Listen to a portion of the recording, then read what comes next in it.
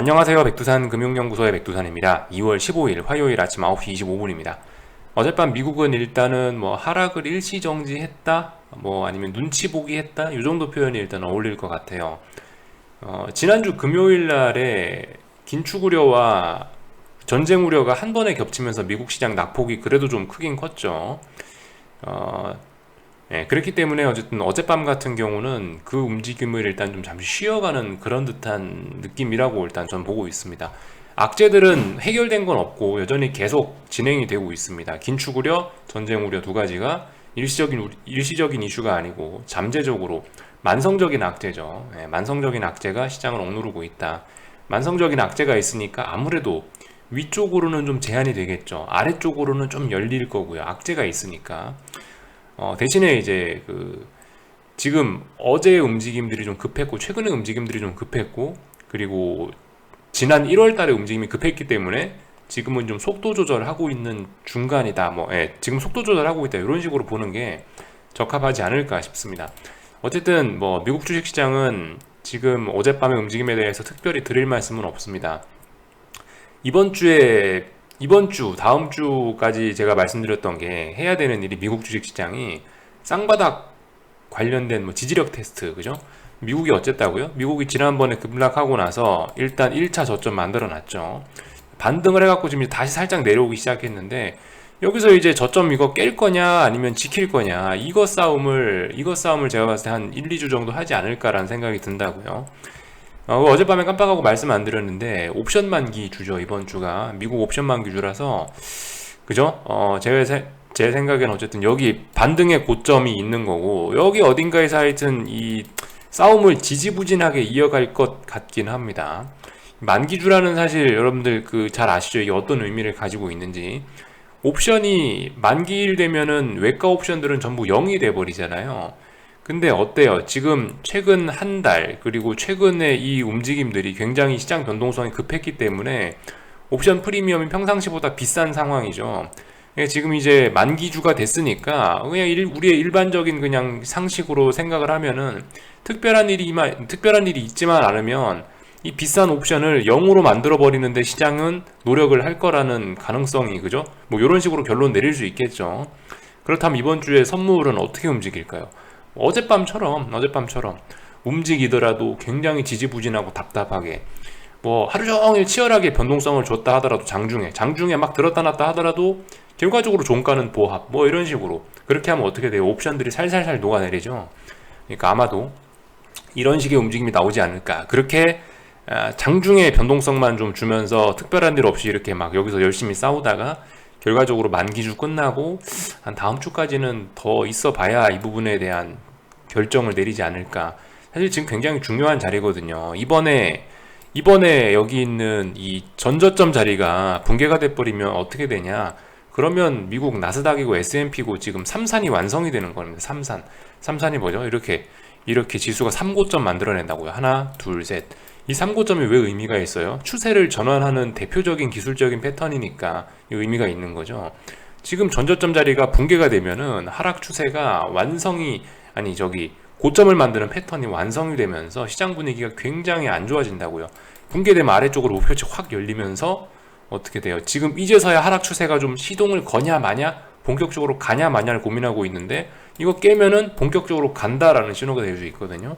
그러니까 지금 미국 주식시장의 이 자리는 굉장히 중요하다라는 거죠. 이렇게 중요한 자리를 하루 이틀 만에 끝내겠어? 라는 생각은 일단 드는 거죠. 그래서 제가 한 1, 2주 정도를 일단 한번 말씀을 드려봤어요. 근데 하여튼 어젯밤엔 깜빡하고 말씀 안 드렸는데 옵션 만기주랑이 껴있으니까 더욱더 이 부분에서 치열하게 싸우지 않겠어 라는 생각이 일단 들고 있습니다. 그래서 옵션 만기주니까 일단 대박은 없을 거야 라는 생각 일단 밑바탕에 깔아놓고 그 다음에 이제 반등시 매도 전략, 그죠? 어딘가 저항이 있을 거 아닙니까? 어딘가 저항 세팅해 놓고 그 저항에 부딪히면 이제 숏 포지션, 어딘가 저항에 부딪히면 숏 포지션, 이런 게 맞지 않을까 싶긴 합니다. 그래서 일단 전반적인 이야기를 좀 드려봤고요. 그리고 이슈 관련된 거 하나 더 이제 연속해서 말씀드리자면 전쟁과 긴축 이런 거에 관련해서 하나 더 말씀을 드리자면 일단 어젯밤 연은 총재들이 뭐라 많이 했단 말이죠. 여기 보시면은 리치먼드 연은 총재 꾸준히 금리 인상해야 된다. 세인트루이즈 연은 총재, 이 양반이 볼라든가 그러죠. 세인트루이즈인가? 하여튼 긴축 앞당겨야 된다. 7월까지 1%가 기준금리가 1% 돼야 된다. 이런 이야기 하고 있고요.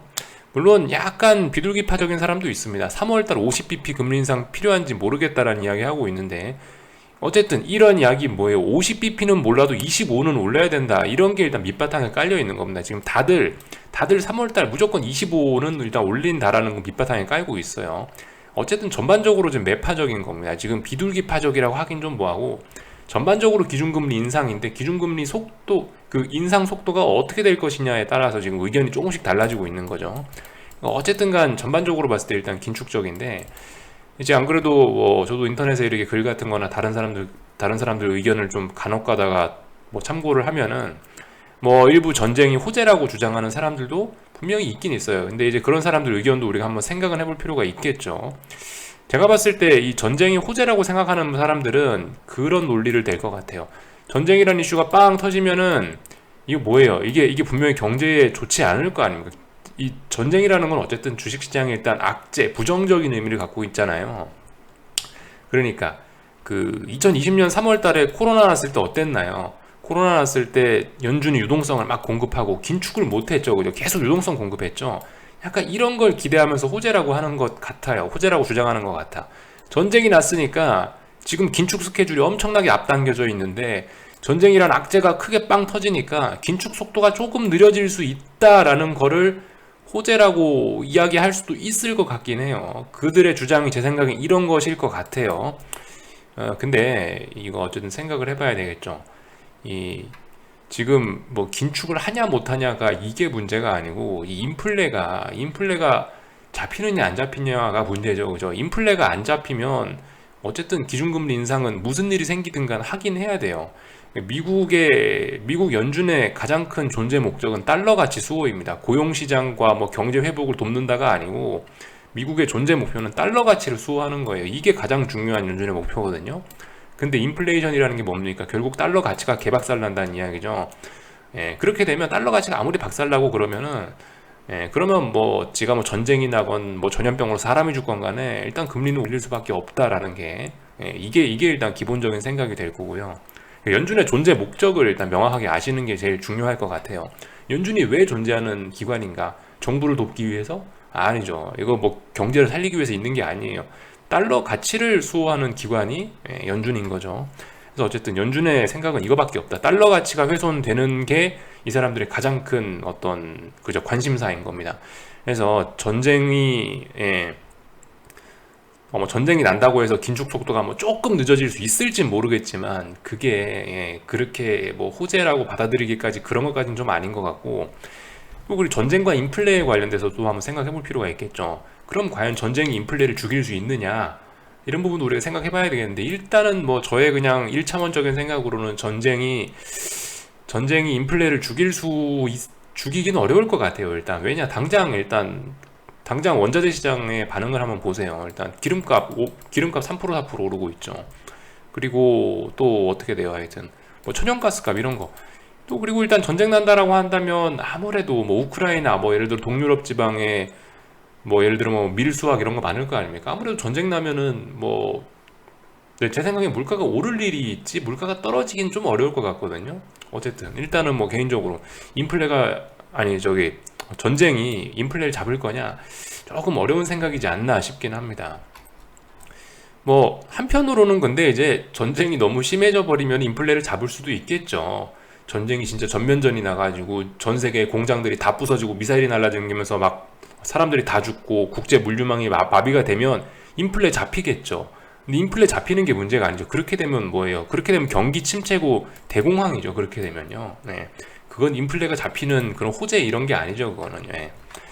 어쨌든 그죠. 전쟁이라는 게 다양한 영향을 미칠 수 있다라고 봐요. 분명히 인플레이션을 올리는 이 정도 분위기로 적당히 어떤 좀 국지전 이런 형태로만 간다면은 인플레가 오히려 더 자극될 것 같은데, 어쨌든 인플레를 얘가 죽이는 측면도 분명히 있긴 있을 거예요. 근데 전쟁으로 인플레가 죽는 거는 자칫 잘못하면은 경기 침체가 유발될 수 있기 때문에, 솔직히 이런 거는 인플레가 줄어드는 요인으로서 전쟁을 꼽는다. 이거는 조금 좀 위험한 생각이 아닌가 싶기도 합니다. 개인적으로는요. 네. 하여튼 그래요. 그죠? 예, 뭐 예를 들어 집에 불이 났어요. 집에 불이 났으면 끄는 방법이 여러 가지 있을 거 아닙니까? 가장 좋은 건 뭐예요? 이 훈련받은 소방수들이 와서, 훈련받은 소방대원들이 소방차 끌고 와서 물을 제한적으로 뿌려서 옆집에 불 안 번지게 살살살살 끄는 게 그게 이제 맞을 거 아니에요. 그게 가장 바람직한 불을 끄는 방법이겠죠. 반면에 불을 끄는 다른 방법도 있을 거예요. 뒷산에 올라가서 마을에 있는 저수지를 무너뜨려 버려요. 그러면 우리 집에 불은 꺼지겠죠? 반면에 이제 부작용도 있을 수 있는 거죠. 대신 우리 집 불은 꺼지지만 동네가 모조리 물에 잠겨버릴 수도 있는 거죠. 그러니까 방법론이 그런 차이가 있을 수 있다. 전쟁이란 게 분명히 너무나 격해지면 인플레를 잡을 수도 있겠죠. 근데 그게 인플레 잡는 게 그게 포커스예요. 그렇게 되면은 다른 거 다 망하는데. 아무튼 그래서 일단 아무튼 뭐 이야기가 좀 자꾸 옆으로 새는데 하여튼 전쟁이란 이슈가 호재로 인식되긴 조금 좀 어려울 것 같고 그리고 아무튼 어젯밤에 그죠? 그 어젯밤에 수많은 연은 총재들이 나와서 이야기하는 게 결과적으로 전쟁은 아직까지는 그냥 우려에 불과하고 어쨌든 전쟁이고 뭐시기고 간에 우리는 꾸준히 금리 인상 간다. 일단 이런 인상을 지금 저는 받고 있어요. 그래서 일단 뭐 전쟁이 긴축을 뭐 속도를 늦출 수 있을 거야. 지금 제가 봤을 때 그런 거는 지금 약간 너무 좀 무리한 생각인 것 같아요. 지금 긴축 스케줄은 계속 갈 것 같습니다. 그냥 특별히 변화 없이요. 3월 달에 50bp 인상 가능성 여전히 상당히 높아 보이죠. 그래서 하여튼간 어젯밤에 가만 보면은 금리가 올랐죠. 또 어젯밤에 금리가 좀 올랐어요. 이렇게 또 올랐습니다. 그래서 2% 부근에서 왔다 갔다 하고 있고요. 10년물 금리가 하여튼 그래요. 금리의 상승세는 지금 현재 뭐 계속되고 있습니다. 어젯밤에 어쨌든 뭐 주식시장이 하방 경직성 보인 것도 있고 유럽 증시도 적당히 폭락하다가 아래 꼬리 달린 이런 것도 있고 그러니까 안전자산 선호가 조금 좀 누그러들었죠. 뭐 그러면서 다시 금리가 좀 올라오긴 했는데 어쨌든 뭐 이런저런 이유를 들어서 하여튼 금리의 상승세는 계속되고 있다라는 거 생각해 볼 수가 있겠죠. 어쨌든 그죠? 어젯밤에 조금 올랐다고 주식시장이 뭐 폭락하고 그런 거는 뭐 아직까지 있긴 어렵죠. 그죠? 이거 금리가 이제 2%대까지는 이미 다들 현실로 받아들이는 거죠. 이제 여기서 또다시 폭등을 하면 이제 시장이 또 충격받을 수 있겠지만 아직까지는 그죠? 이미 2%하고 급등을 받기 때문에 시장은 뭐 요 정도 움직였다고 금리 인상이 뭐 금리가 올라왔다고 시장이 충격을 받고 그런 건 아직까지 아닌 것 같고요. 그죠? 하여튼 지금 갑자기 어쨌든 그 지정학적 우려 전쟁 우려라는 게 갑자기 뽕 하고 지금 튀어나와 가지고 금요일 날에 급락했던 거에 대한 어떤 뭐 약간 쉬어가기, 되돌림 오히려 이런 게 지금 어젯밤 미국 주식시장에 주로 나타난 흐름이었다고 생각합니다. 하여튼 그죠? 금리 같은 것도 지금 대부분 어떤 그런 논리로 설명을 할 수가 있을 것 같고요. 아무튼 지금 주식시장이 좀 복잡해졌어요. 긴축 우려와 전쟁 우려 두 가지가 다 같이 나오고 있는 뭐 이런 모습입니다. 그래서 이런 이야기를 드렸고 참 어젯밤에 뭐 이런 이야기도 나오더라고요. 연준 뭐 긴급 회의를 한다. 뭐 금리 인상할 수도 있다. 이런 이야기 나오는데 이런 건 제가 봤을 때 조금 그냥 어젯밤에 분명히 회의를 하긴 했어요. 이게 이제 여기 연준 공식 홈페이지 들어오시면요. 여기 메뉴 있어요. 여기 About the Fed 들어오시면 여기 보드 미팅이라는 데가 있거든요. 요거 누르시면 이 자기네들 회의한 거 스케줄이라든가 내용을 간단하게 적어 놓은 데가 있는데 어젯밤에도 한국 시간으로 새벽 1시 반쯤인가에 그 얘네들이 회의를 하긴 했어요. 여기서 회의했습니다. 회의했었는데 뭐 당연히 이런 회의는 사실 이 뉴스에 잘 나서 그렇지는 않지. 보시면 회의 엄청 자주 해요. 회의를 엄청 자주 해. 회의 엄청 자주 하고 있고요. 어제 같은 경우는 뭐 특별한 거 없이 그냥 평상적인 일상적인 그냥 뭐 일상적인 뭐 그런 그냥 회의를 했다. 뭐 특별한 내용은 없었습니다. 어젯밤 같은 경우는요. 그래서 물론 이제 이게 주목받을 만하죠. 왜냐하면 지금 긴축 우려가 워낙 심각한 상황이고 그리고 거기에 대해 전쟁이라는 이슈가 빵 터졌으니까 연준이 이번에 오늘 밤에 회의를 하니까 이런 게 반영돼 가지고 뭐 무슨 통화 정책의 변화가 있지 않겠어라고 사람들이 기대를 좀 한 모양이긴 한데 그래서 이제 연준 뭐 긴급 회의라고 이렇게 표현을 하긴 한 것 같은데 한국말로 번역을 해서 아무튼 뭐 실제로 연준의 지금 반응은 그냥 평상시하고 똑같다라고 보시면 될 것 같아요. 연준은 그냥 평상시 하던 것을 했을 뿐인데 시장이 이제 주변의 분위기가 뭔가 좀 더러우니까 야, 긴급회의에서 금리 인상을 할 수도 있는 거 아니냐 이러면서 이제 제 생각엔 투자자들이 좀 약간 좀 한 발자국 오버해서 지금 반응하는 게 아닌가라는 생각이 좀 들긴 들어요. 그리고 당연히 긴급회의에서 기준금리 인상을 할 가능성도 일단 저는 낮다라고 봤고요. 이게 긴급회의에서 금리 인상해버리면은 이 진짜 시장에 큰 쇼크를 줄 수 있을 거예요. 그러니까 이 FOMC 정식 정례 회의에서 기준금리를 정상적인 방법으로 해야지 그나마 시장이 충격을 덜 받을 수 있지. 지금 가뜩이나 긴축으려 하고 있는데 이 긴급회의 그죠? 갑자기 어젯밤에 긴급회의 요거 해가지고 여기서 갑자기 기준금리 인상해버리면 시장이 어떤 인상을 받을까요? 와, 연준이 진짜 연준이 진짜 인플레가 심각하다고 느끼나 보다. 진짜 지금 인플레 심각한가 봐.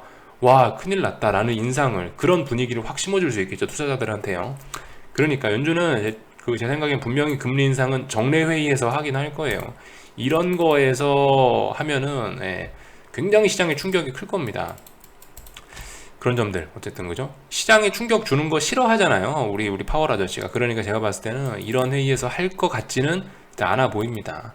물론 역사는 있어요. 예전에도 보시면 뭐 폴 볼커 이런 예전에 인플레이션 파이터 하던 그런 옛날 연준 위원들 같은 경우에는, 연준 의장들 같은 경우에는 긴급 금리 인상 이런 것도 하긴 했었는데 그건 이제 옛날 80년대 조금 좀 연준 옛날 이야기고, 요즘은 솔직히 그렇게까지 할 것 같지는 않아 보입니다. 파월이 얼마나 능구렁이 같은 아저씨인데 갑자기 연준이 급해서 금리 인상하는 모습을, 그런 뉘앙스를 우리한테 풍겨주고 대놓고 그런 걸 보여주지는 않을 것 같아요. 하여튼 그래서 어젯밤 이슈들이 좀 있어서 시장을 안 보고 이야기만 엄청 길게 했네요. 자, 하여튼 그래서 어젯밤 미국 주식시장 일단 뭐 하락이 멈춰 있다, 일단 이 정도로 일단 이야기 드릴게요. 말씀드렸다시피 여기 있는 전저점 자리, 이 자리 어떻게 할지 지금 이제 그죠, 적당히 박스권 대충 한 14,700 아래 14,700과 아래에 있는 어떤 전저점 자리, 여기 어딘가 박스권에서 싸워야 된다, 이런 이야기 드렸고요. 특별히 뭐 할 말 없는 그런 자리에 와 있습니다. S&P 같은 경우는 뭐 조금 더 빠지긴 했는데 어쨌든 뭐 대충 뭐 박스권, 이것도 이렇게 생각하시면 되겠어요. 아직 박스권에서 결론이 안 나왔죠. 아직 박스권에 결론 안 나왔으니까, 그리고 박스권 가운데에 있으니까 지금은 제가 봤을 때 뭐 딱히 아무것도 안 할 때, 이 위에서 열심히 했었어야죠. 위에서, 그죠? 위에서 열심히 했었어야지. 지금은 가운데 와 있으니까 혹시나 반등이 올라오면 이제 반등시 매도 전략을 할 수 있을지 모르겠는데, 일단 아직까지는 제가 봤을 때 가만히 있는 게 좋고요.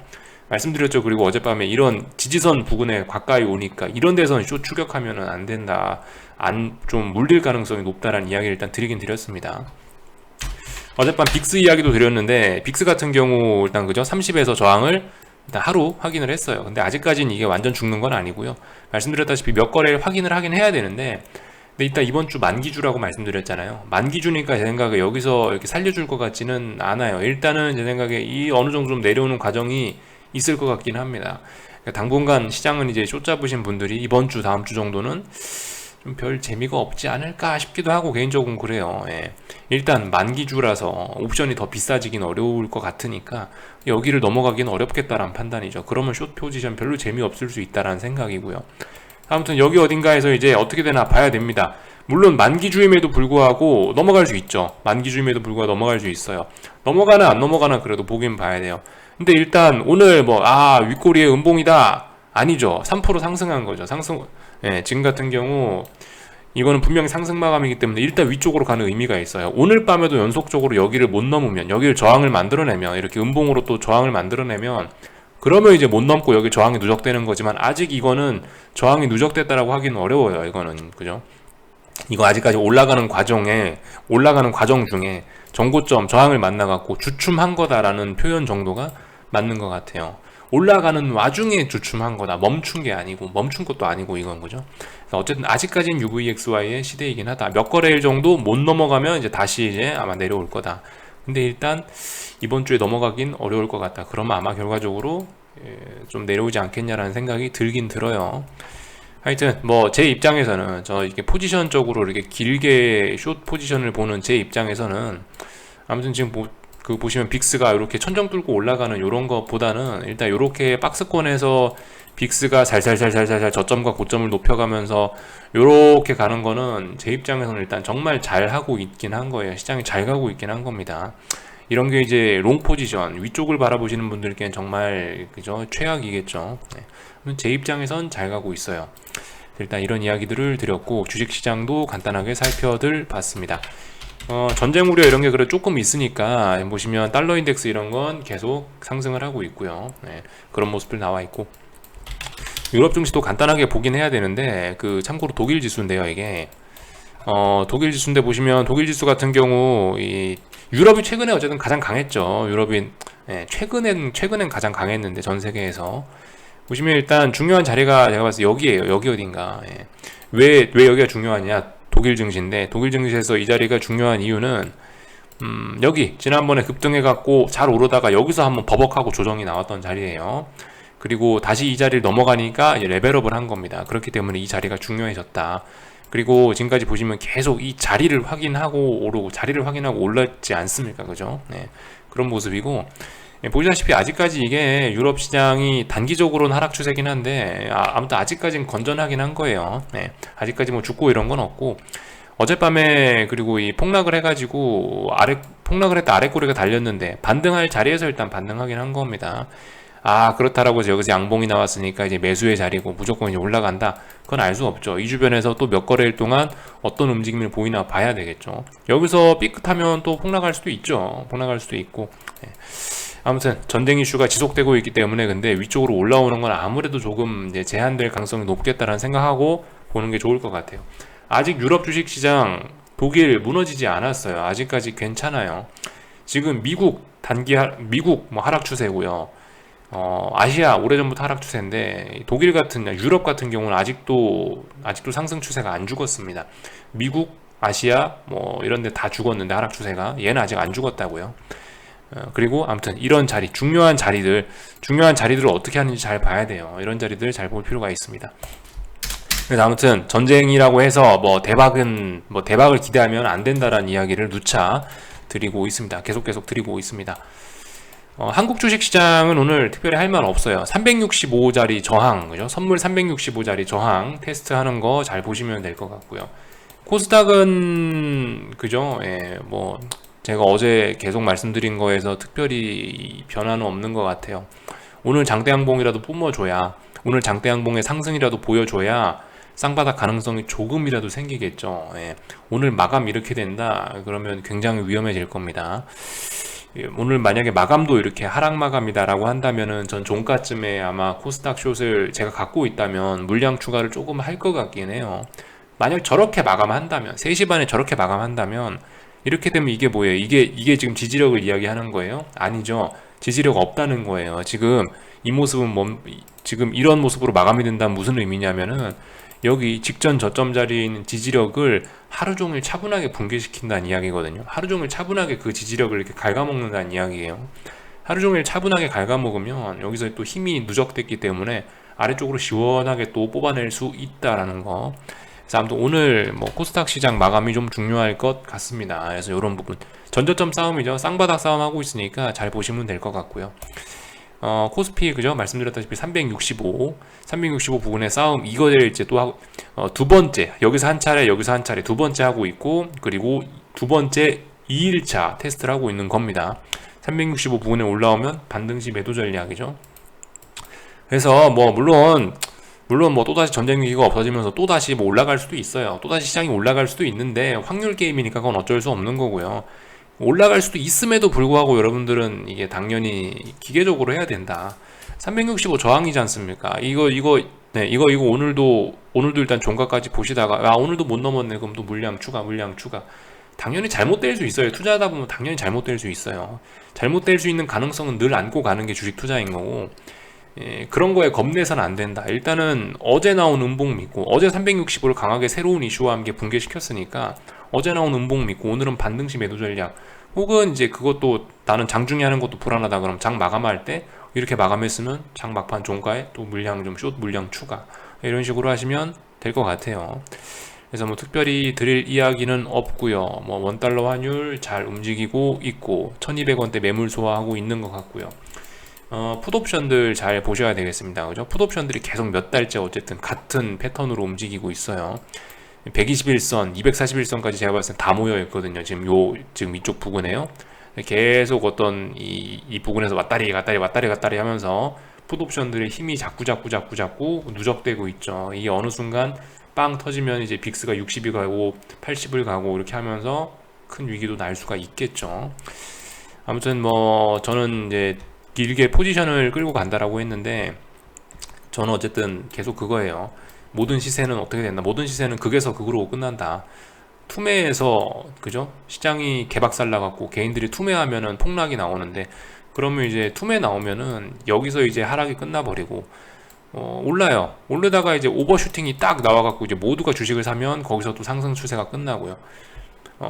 이제 또 다시 지금 제 생각에 오버슈팅은 충분히 봤거든요. 미국 주식시장도 오버슈팅 어느 정도 봤고, 한국은 이미 오래전에 봤고, 그러니까 일단 오버슈팅 끝났고, 그럼 이제 추세 전환은 됐으니까, 특히 한국 같은 경우는 자신 있게 추세 전환 됐으니까 어디까지 빠진다?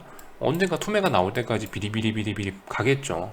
투매가 나오면은 일단 저는 포지션 청산할 예정인데, 제 생각대로 되지 않을 수도 있죠. 뭐 중간에 적당히 하다가 또다시 반등하면서 또 올라가면 그러면 또 적당히 청산하는 거고. 근데 일단 아무튼 저의 기본적인 생각은 그래요. 저의 기본적인 생각은 일단 투매까지 끝까지 빨아먹자라는 게 제 생각이고, 예, 그래서 일단 뭐 기다려 볼 겁니다. 여기까지 할게요. 궁금한 거는 리플 남겨주시고요. 또 오늘 저녁에 뵙도록 하겠습니다. 여기서 마칠게요.